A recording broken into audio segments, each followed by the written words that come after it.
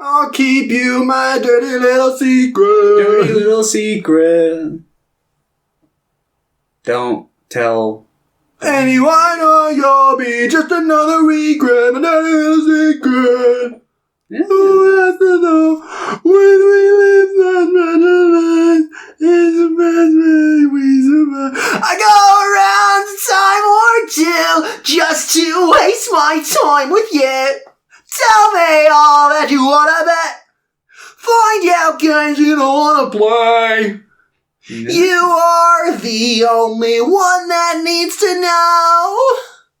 Yeah, I haven't thought about that band in a very long time. You think about All American Rejects all the time. Oh, there you go. Welcome back to Screen Weens, episode 98, starring me, London, and co-starring Thomas, the E10. I go by that sometimes. E10, yeah. I sometimes on Twitter, I'll come across like actual E10s. I'm like, that's a real name? No. Like, I thought that was just some joke. This was mine, right? Pierre. Yeah, mine's over here.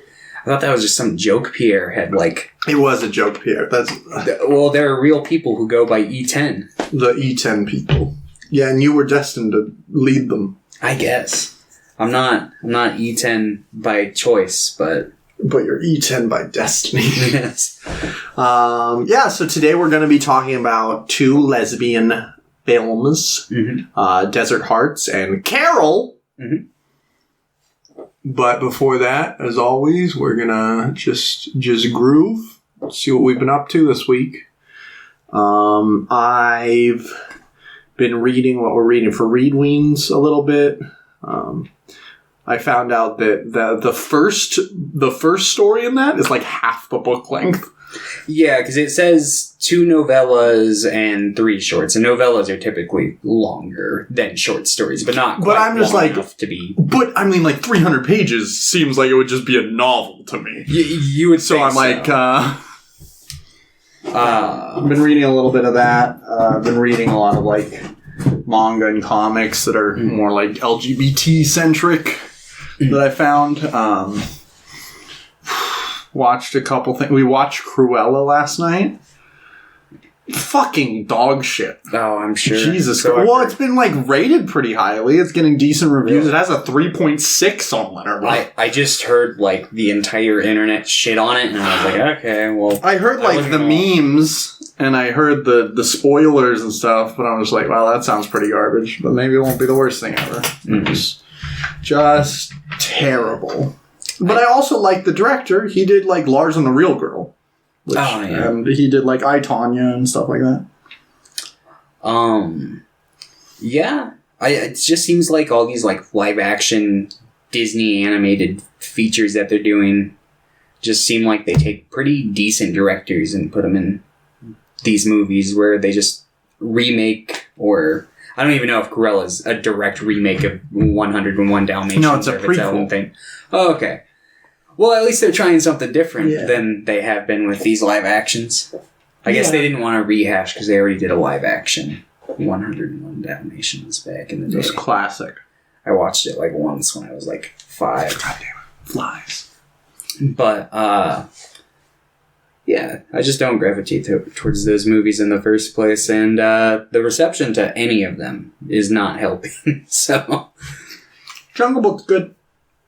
Which one? Didn't they make like 50 live-action Jungle Books? They did a live-action Jungle Book like a long time ago, and then they did the 2016 one by Jon Favreau. Oh, okay. I really like that one. I like Beauty and the Beast as well. And I remember enjoying Cinderella a decent amount. Like, thought it was fine. Okay. But overall, it's just like, yeah, not great. The best Cinderella is the one with Kermit the Frog in it. Probably. Maybe. Let's see. What else did I do? We watched a new Conjuring movie. I haven't watched it yet. I've heard... So, like, it's incredibly stupid. Like, it's very, very dumb. But I kind of thought it was fun. Like, I enjoyed it. It's not like... Because the first two Conjuring films themselves, I think, are pretty, like, grounded. Yeah, they take themselves a lot more seriously compared to the spin-offs do. Yeah. I went through and watched them, like, not quite a year ago, maybe a year ago at this point.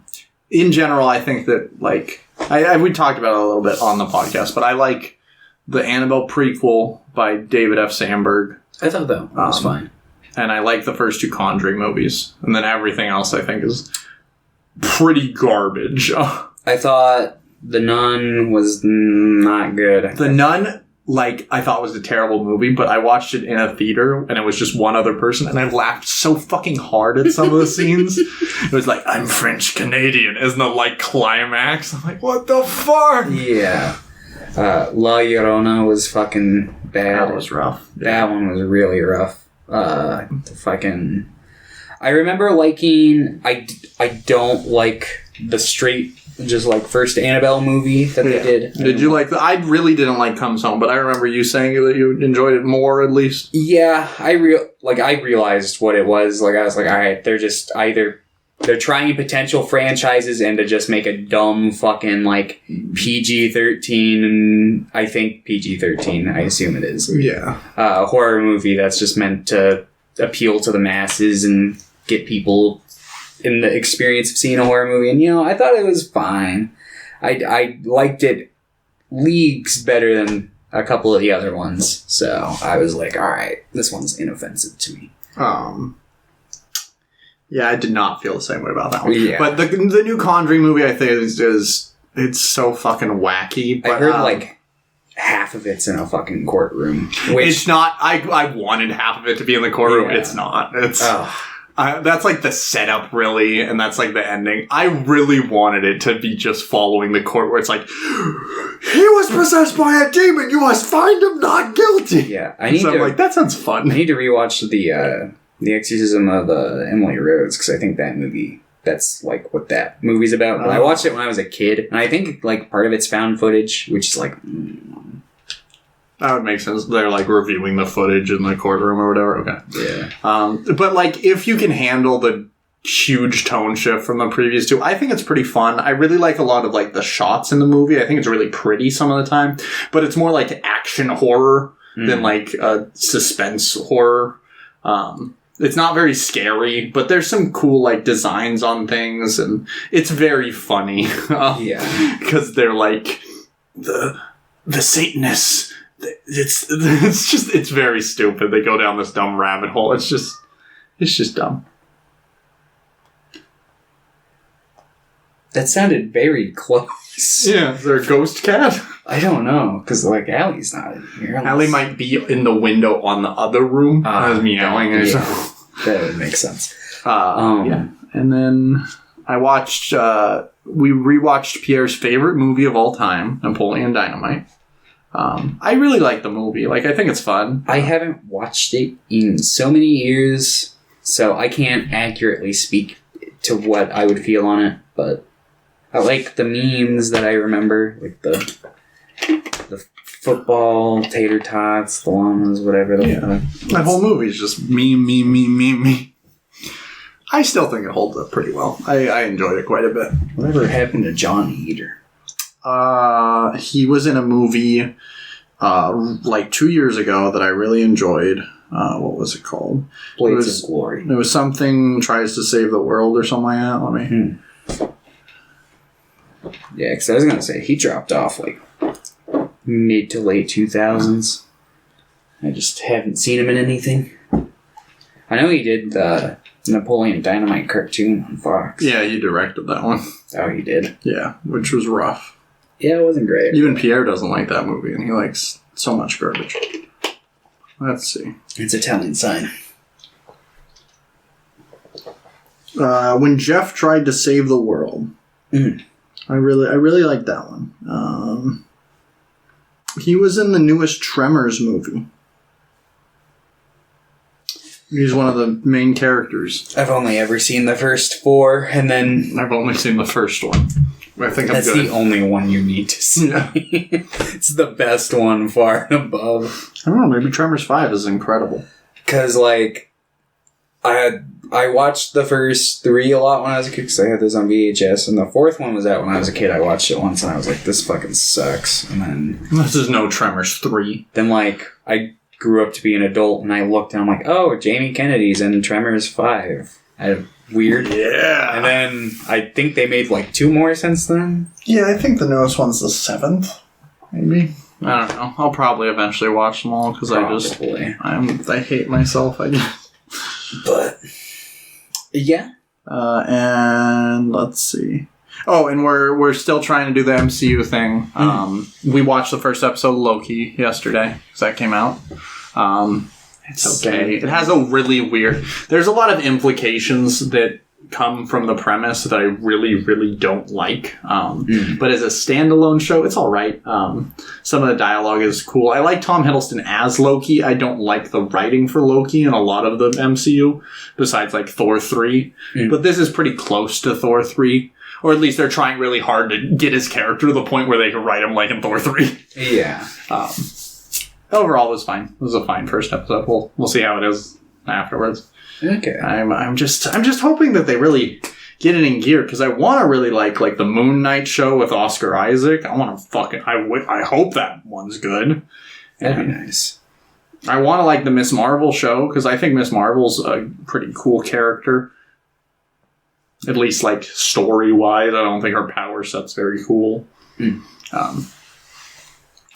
Yeah. And then, so we watched Thor, and we watched The Incredible Hulk. Thor fucking sucks. That movie's bad. One of the worst MCU movies. Oh, yeah. But I will defend The Incredible Hulk till the day I die.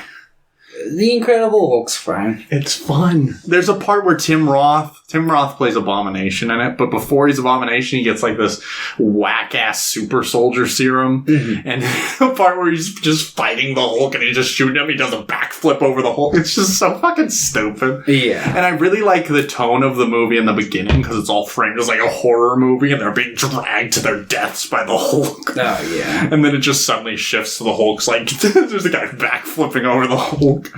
It's a weird, that's a fucking weird tonal shift, but I like the movie. Yeah. I remember thinking it was, like, enjoyable enough. It's probably one of the better Phase 1 movies, for sure.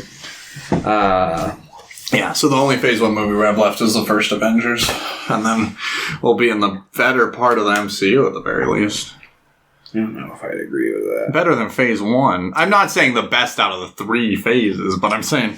I just remember, like... Because I went through all of these, like, back in 2016 when Homecoming came out, so it's been a while. But I remember thinking, like, Phase 1, I'm like, alright, that was rough, but it was, like... I mean, Phase 2 has, like, some of the best MCU. It has Winter Soldier. Winter Soldier it has... Good. I will give it that. Oh, God, what else does one? It's got Thor 2. It's got Avengers Age of Ultron. It's got... Guardians of the Galaxy? I think Guardians of the Galaxy 2, right? is Phase 2. Yeah. And I like both of those. Yeah, those are yeah. And I like Iron Man 3 more than I don't like any of the Iron Man movies, but I remember enjoying 3 probably the most out of them. 3 is definitely... I think all of the Iron Man movies have an interesting movie within them, but not on the surface, and it's just like, But... Yeah, I just remember finding that to be one of the rougher ones, but I guess it's got... Ant-Man 1 in Phase 2? Yeah. It is, but you don't like Ant-Man 1. Yeah. I like Ant-Man 1. I did. I like it more than I liked Ant-Man 2. That's fair. Anyway, did you watch anything this week, or did you do anything? Yeah, I did 3 things primarily. Sucked dick, smoked crack, stole meth. I... played a little bit of Fallen Order. I got to the same point that I got like when I first played it a couple years ago. I want to play it. I plan on playing it through to completion. It's just I got sucked into a different thing, which was crack. I started reading the Darth Vader comic, and I was like, this is good. And I got 2 volumes into that, and then I was like, all right, I want to enjoy this to the fullest, so I started watching Clone Wars again. Yes. And I'm rewatching it in chronological order, so I'm still like I can't say with certainty that I'm like halfway through season 3, but I'm like getting there. I got to the part I'm a bit past this part, but like the part in the Mandalore plot where he's like, who shall strike first and declare themselves the cold-blooded killer? That part. I was like, oh, because I thought of it like 1 second, but I'm like, it would be perfect if they did this, and they did it. And I was like, yes. There's some really fucking good parts of Clone Wars. It takes a bit to get off the ground. But yeah, once I got to the end of season 2, I was finally like giving that sigh of relief. Like, yes, I'm finally getting to like the good shit in Clone Wars now, I think. Season 3. Like, I like a lot of the more like filler-esque episodes of 1 and 2, but 3 really introduces a lot of really fucking cool like arcs. Mm-hmm. And I think rewatching Rebels, I feel the same way about season 1. I really like because most of season 1 is like getting to know the characters, so it's like filler episodes, even though I wouldn't consider them filler, because like it's important to know your characters. Yeah. That's what I think season 1 should be like. But once season 2 starts, it just fucking goes into overdrive. I'm like, yeah! Like all the time. Like, fuck yes! Yeah. But yeah. So that's been pretty much my week. That and Red Dead Online. Oh, Red Dead. Oh, and I've also been playing Jedi Knight 2 Jedi Outcast, which is a game that I always wanted to play as a kid, but I was really, really bad at it. So I finally was like, I'm just going to beat this game. And I'm almost done with it now. Because Jedi Knight Jedi Academy is one of my favorite Star Wars games. And one of my favorite video games, like, of all time. And this one's pretty good, too. Yeah, I think I own all of them on Steam now. I bought, like, the bundle pack with them. It's like Dark Forces and Jedi Knight 2 onwards. But, yeah. Oh, I was playing a little bit of Lego Star Wars 2. Lego Star Wars 2? Or Lego Star Wars also? The complete saga. Man, Lego games in general I still think are really good, but there's just something so nice about how, like, simple the first couple were. Yeah, I played, because I haven't played a Lego game in, like, years, and I went through like, maybe 1 or 2 years ago, and I was like, I'm getting the hankering to play a Lego game. So I went on, like, PlayStation and picked up, like, the Jurassic Park one, because I'm like, this should be fun. And I didn't like that they used movie dialogue. That's my biggest issue, is I just wish that there was just no dialogue. Because there's so much funny things in the first 2, like, Lego Star Wars games, because there's no dialogue. Exactly. It's just like, but it's so weird to think about this, but Lego Star Wars is a series. Introduced me, like, that was probably one of my first introductions to the idea of visual storytelling, like, as its own medium. Because it's like, that's the first thing I really saw with no dialogue or anything. Like, visual storytelling is always prevalent in the backgrounds of things, even if there are characters talking. But the first thing is like, hey, I'm just watching a character move. That's really weird to think about. Yeah. But kids these days. Yeah, I'm having fun with that. I'm probably gonna, like, my goal is to maybe play a episode a night. Nice. Yeah. Me and Hinateo were going through, when she was still living in Paris, we were just doing, like, Steam remote play. And we went through, like, half the game. Oh, nice. But I'm excited for the new one when that comes out. Cause, like, the graphics look good, and I'm excited to, like, it'll still probably have the problem like movie dialogue and stuff, but like it's just going to be like a completely new experience. They're like redoing the whole combat system, so I'm pretty pumped. Yeah, no, I'm excited. It keeps getting delayed, but that's okay. Yeah, I'm fine with delays. Better. I really don't care about most delays. Yeah, maybe if I was like on my deathbed, I'm like, I need to play Lego Star Wars. Like, go on a Fanboys quest to play like Star Wars. Man, I've been thinking about rewatching Fanboys. I don't know if I'd like it as much. That's the thing, is I'm like, I probably wouldn't. I remember, like, just thinking back to specific parts, I know there are at least chunks of the movie I probably wouldn't like. Pretty cringe, probably. Yeah. But that's what you get when you make a movie that's based deep in fucking nerd culture like that, I guess. Yeah. Especially in that time period. But, I don't know. Yeah. I'm sure it probably holds up somewhat. Now, we're done talking about sci-fi shit. It's time to talk about gay shit. great transition. Yeah, there you go. Let's talk about Desert Hearts from 1985. Lovely movie. I liked it. I liked it enough. Okay, you hate women. Got it. And lesbians. You're like the mom. Oh. That mom she looks like an old Nicole Kidman to me.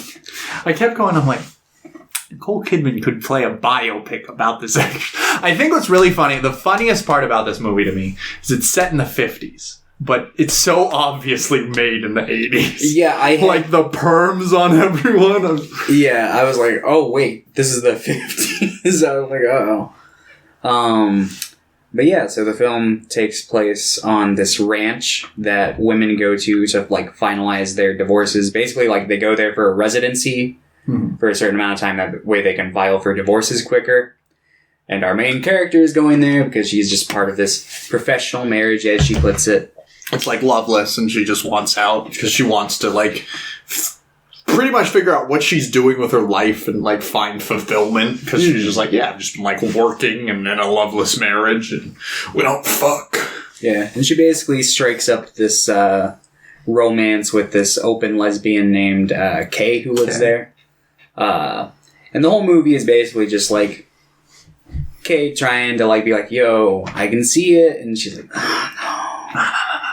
But Kay also is like, I need to find love. Because Kay's like, is an open lesbian and has open, like, sexual relationships with other lesbians, but she hasn't found the one. And she's like, but this could be. Is this it? Yep. And she thinks it is. But obviously, the main girl, whose name is, I don't remember, has a V in it. It's like, is it Violet? No. I don't think it starts with a V. I just think it has There is a V in it, yeah. It's Genevieve. Vivian Bell. Oh, okay, it does start with a V.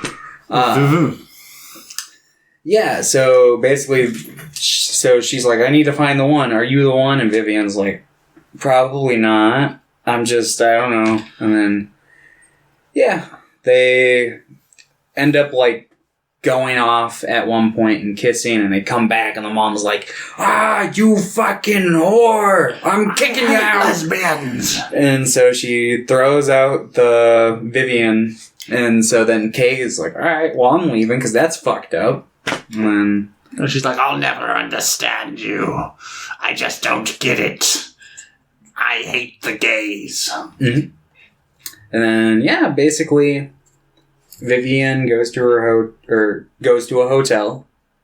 Kay follows, and then they, like, make love, and they're having, they've come to terms with it to a certain degree, and then Vivian's like, alright, well, I'm still leaving this state, and she's like, then Kay's not ready to leave the state, and the movie ends basically with, like, them at the train station, and Kay gets on the train to the next station to talk it over and think about it. The ending reminds me a lot of, like, Before Sunrise. Yeah, I can see that. I could definitely see that. In general, this movie. I don't know why. The first thing that came into my head when you said this ending reminded me of was Killer's Kiss. How does Killer's Kiss end? It just ends in a, like... Because it's like... I don't think about Killer's Kiss. I don't think about it either, but I just got the flash of the dude standing in, like, the subway. I don't remember anything about Killer's Kiss, except that I hated it. I remember brief... Because it's like, he's like... I think they, like, have a fight in a warehouse. There's a scene where he has a fight axe in a warehouse, and he's, like, using mannequins to, like, walk the guy with the axe. Yeah, I remember that. And then it ends basically because he's like, we'll meet at the train station, like, this time, and she doesn't show up, and he's like, oh, I'm gonna leave. I hate women now. And I think she shows up, and originally Stanley Kubrick wasn't gonna have that, but the studio was like, no, you gotta have her show up. So he's like, whatever, I hate women. This film's just to finance my other film anyway, so. And then he made The Killing, which I still have not seen. It's my favorite Kubrick movie. I need to watch it. I need to watch that and Paths of Glory still. Paths of Glory is really fucking good too. Much as I don't like Kubrick. Fair. I don't like Kubrick, but I sadly just still fucking love his movies. They're good. Most of them. Especially Killer's Kiss. Yeah, so the movie ends there. Fear and Desire. Yeah, this is exactly the type of shit that I just eat up, you know? Mm-hmm. It's the type of movie I really like. As much as I actually did kind of enjoy the fact that it was so obviously made in the 80s, I'm just like, this is funny. This is fun. This is... I like that it was written by a woman. It was directed by a woman. It's about a lesbian relationship, and this was made in the 80s. I'm like, yeah, fuck yeah. This was made? That's awesome. Oh, yeah. No, I definitely really like all that about it. Yeah. And the girl who played Kay, this was her first movie. Mm. I thought she was really good. Yeah. I really liked the acting in this.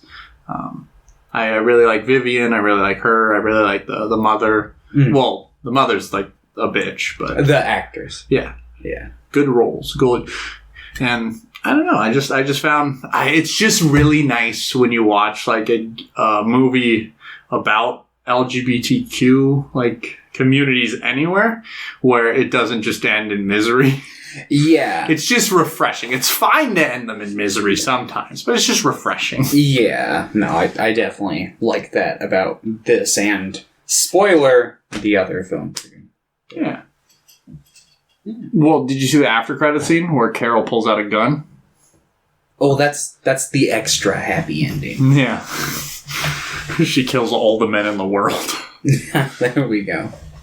The perfect ending. But, yeah, this was my jam. I dug this one. This was the first one I watched. I was just like, yeah, I'm vibing. This was a movie that you vibe to. Like, it has like the same watching feel for me as like a movie like Before Sunrise, where I'm just like, yeah, taking it in, having fun, and then something bad happens. I'm like, well, I don't like that. But then like 5 minutes later, I'm like, I'm having fun again. Oh, yeah.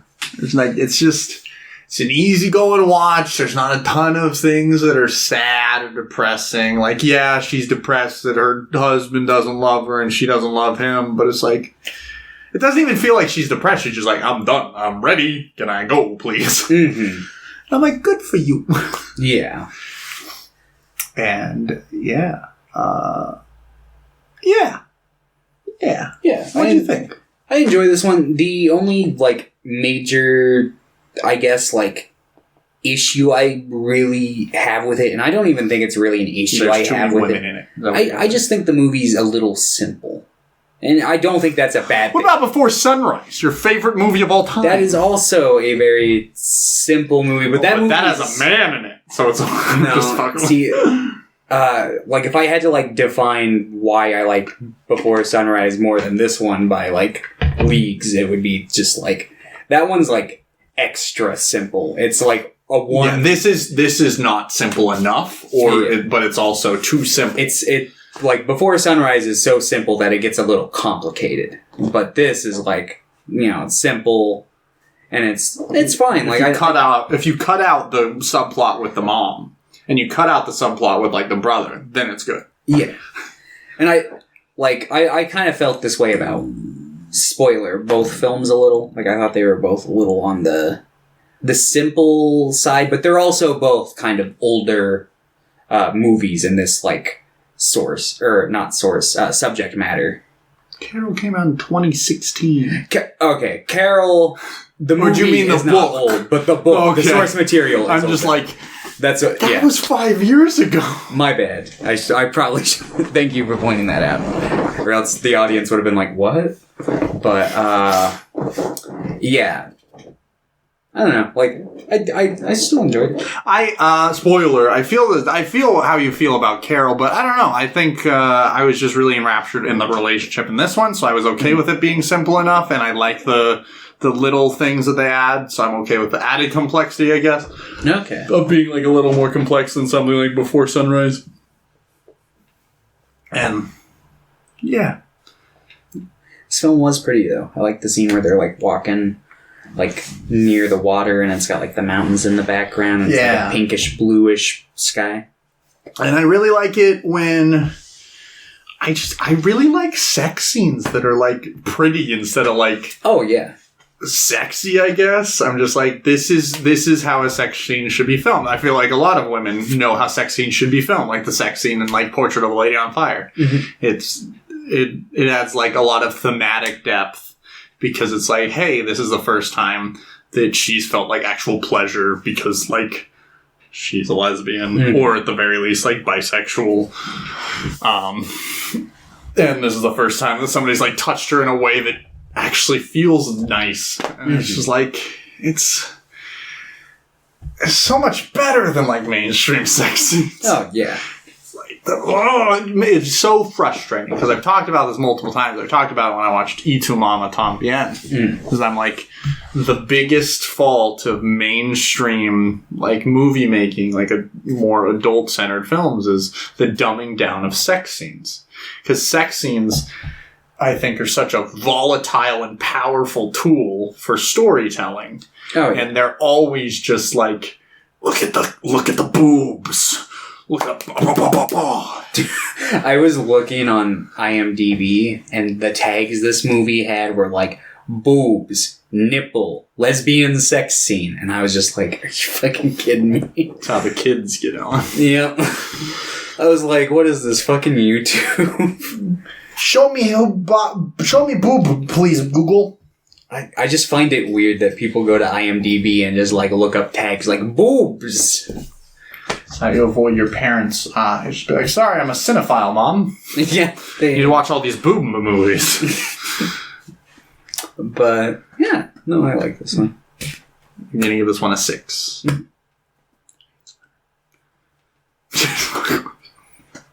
You're going to give this one a 9. Yes. Okay. How'd you know? Cheating. Let's talk about Carol. Carol, from 2016. The Price of Salt, which is written in like the 50s. This is set in the 50s, and it's directed by Todd Haynes, who is a director who I keep meaning to watch more of. I've seen 2 of his films. He did Dark Waters with Mark Ruffalo, and he did Velvet Goldmine, which is another like LGBTQ movie about like a bunch of rock stars and like a journalist who's following them. Ewan McGregor's in it, and he gets naked and pulls out his penis and then spreads his ass on stage and is like, look at my asshole, you fucking cunt. Like literally he says something like that. Oh, nice. That movie's awesome. Not just for that scene, but that scene helps. Yeah. And the Carol's not as good as that movie because you don't get to see Ewan McGregor's butthole. But Carol's pretty good. I like Carol. I like Carol. First couple scenes, I'm like, is Carol a ghost? Oh, yeah. they kept showing Carol and then she would like disappear. I'm like, is Carol a ghost? She was not, in fact, a ghost, ladies and gentlemen. Unfortunately, she was just a white woman. So same deal. Desert Hearts was about a woman that was like 10 years older than another woman and them having like a sexual partnership where in Desert Hearts it was the older woman who wasn't experienced in this. In Carol, it's the younger woman who's not experienced. It's Rooney Mara and Cate Blanchett. And Rooney Mara's great. I really like her. And Cate Blanchett's always good too. But yeah. And then Kyle Chandler's in this movie. He's a great asshole. He plays a great dickhead in like everything. King Kong, he's a great dickhead. Yeah. He's or not. There's also what's her name? American Horror Story. She's in like all the seasons of that show. She's in other stuff too. She was in that Nurse Ratched series. She's like plays the friend. Oh, Sarah Paulson? I didn't know she was in American Horror Story. I've seen like one episode of American Horror Story. My mom watches it. So. I love Sarah Paulson. She's in a movie. She was in the newest movie, Run, by the guy who did Searching. Oh, okay. And she was in a movie called Blue Jay with. I've talked about Blue Jay. It's with Mark Duplass. She's an actor I feel like I would like. But I just haven't seen in anything that I do. Like. That's how I have seen a couple things, but I'm like, I'm glad I've seen these things because she's great, but she's in a lot of like weird stuff, like American Horror Story. I keep meaning to watch it. Glass, but she is in Glass. She's fine in Glass. I mean, a lot of the people in Glass are fine. That I have with Glass. It's just Glass is too good of a movie. Glass was just. it shattered my expectations. I liked Glass the first. I don't want to rewatch Glass because I liked it okay. I'm like, I like a lot of the ideas in Glass. The execution of it is just like rough. It was just the one time I was like, I don't want M. Night to just veer off and go, the twists! I'm gonna defy your expectations. I was like, dude, you have the most just basic, straightforward superhero thing here. You just do one movie where Bruce Campbell and James not Bruce Campbell. I'm like, yes, bring in Bruce Campbell. Where Bruce Willis and James McAvoy clash and have Sam L. Jackson there in the background pulling the strings. Like, have it be by the numbers, be shown in his fuck, Yeah. But he didn't. They should have Bruce Willis play Deku. They should never have Bruce Willis act ever again. He was okay in, He hasn't been okay in anything. I think he was okay in Glass at parts. After the first act, I think he was okay in Glass. There's I think it's 2007 is when you saw the switch flipping on, and where he's just like, all right, I do things only for money now. He was in a couple Wes Anderson movies. I think it was fine. And anyway, we're talking about Carol. Sarah Paulson. Yes. She plays the lesbian friend who, I think it's implied that was the first relationship maybe both of those people were in, because they knew each other from when they were 12. Mm-hmm. But they're just friends now. Yeah. Why would you ever leave Sarah Paulson though? But yeah, Rooney Mara has a relationship. Cate Blanchett is in the middle of a divorce. It's the 50s. They get together. Kyle Chandler is like, I'm gonna take full custody of our kids. Ha ha! Because you're a lesbian and lesbians are evil. Pretty much. Yeah, pretty much. I feel like that's not even it. I feel like he's just using that as he's mostly tactic. You better come back to me or you'll never see your daughter again because I can convince everyone that lesbians are evil. Yeah. That's still giant fucking piece of shit. Yeah. And I think he gets way too much fucking of a victory by the end of the movie. It's just how the 50s were. It's just how the 50s were. But yeah, they should have shot him. But yeah, it's pretty much same kind of deal-a-roo. I feel the same way about this movie, mostly. I like a lot of the ambiance to it. Mm-hmm. I like the soundtrack to it. Just in general, I didn't really care for the romance as much. I didn't feel like they meshed as well as the two in Desert Hearts. And I like the subplots less.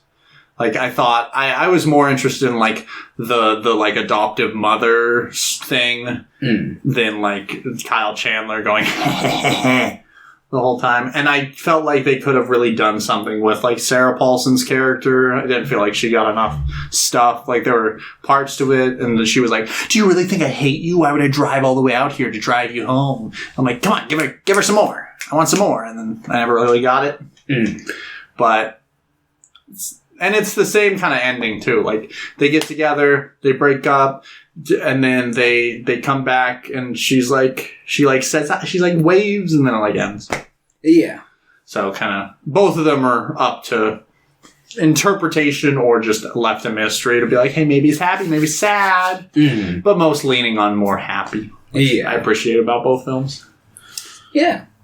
Let's see. I'm trying to think of any subplots that are worth diving into on this one, because she's got the husband. Rooney Mara's character has the one boyfriend, who's trying to become a fiance. Yeah, he's really overbearing. It's I got a better job. I got a boat, or I got his boat tickets. He's I didn't ask you to do that. He's yes, you did. She's no. Yeah.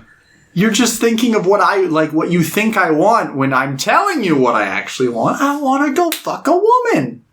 Pretty much. He's well, fine. And then she leaves him, and she goes and fucks a woman. She does it. Mission accomplished. Yeah, Rooney Mara. Woo! You were in A Ghost Story. She was. Love that movie. I don't. We should watch A Ghost Story. I'm sure you'll probably pick it one of these days. I don't like picking things that you don't like that you've seen. Oh. And that I like. I don't want to, like, disagree with you hard on a movie. Because then I'll just be like, God, Thomas is a fucking idiot. No. I'll throw it down. I'll make my case. We'll bring in a jury. But yeah, I don't have a lot to say about either of these movies. Like, and the thing is, both these movies are very similar. And, like, Desert Hearts is proto Carol. Yeah, but then, yeah, kind of, like... They have different elements, but it's, like, both about a woman going through a divorce, having a sexual and romantic relationship with a woman with low... It's kind of like how Phantom of the Paradise is kind of like proto-Rocky Horror, where it's like, yeah, Rocky Horror was, like, the stage show first, but, like, in terms of medium of film, yes. Yeah. But, yeah. The Paradise is so good. It is. It is. Paul Williams, you want to come on the podcast? Is he still alive? He's ancient now. He's very old now. I feel like I'd like accidentally yell or something and he'd die. He'd probably just yell. He'd be like, He's 80 years old. Piano. Yeah, his piano appears. You know he'd have a little keyboard on him at all times. He probably just has like a phone app. Probably. He's like, these things are really nifty. It's like, the kids only know me today because I worked with Daft Punk. But, yeah, I like this movie. I like this movie. I probably liked it marginally more. Just because I thought it had a little more going on in it. I'm a simple man. I thought it had a little less going on. Or maybe I was just more interested in the things going on in the other one than this. Yeah. And I also like the setting of the other one. I like the small town. I like the setting of the other one too. It was a lot more festive for the eyes. But you would give this one a 6 as well? Maybe a 7? Maybe low 7? Yeah, I'd probably give this a 6. 6? High 6, low 7. You would give this 7 or an 8? No, a 7. A 2. I fucking hate Carol. No. Yeah. All right. Next up, we're going to be watching Funeral Parade of Roses, which is a movie I've been meaning to watch for like 2 years now. It's 1969, directed by Toshio Matsumoto. Okay. And then we're also going to be watching Tangerine by Sean Baker. Okay. Filmed on an iPhone! No! I think that was one of the ones he filmed on an iPhone. Both are about trans women, if I remember correctly. Of course. Okay. Classic. And then after that, it will be episode 100. And then we'll end the podcast. Hey, we hit 200 subscribers! Hey! 202. Soon to be 2... Yeah, like I said, we can hit 250 by the end of the year. Then we can hit 7,000. All right. I don't know about that one. I really, really need to take a shit all of a sudden. Like the past 10 minutes, I've been like, oh! So I'm going to go do that. Goodbye, everyone. Adios.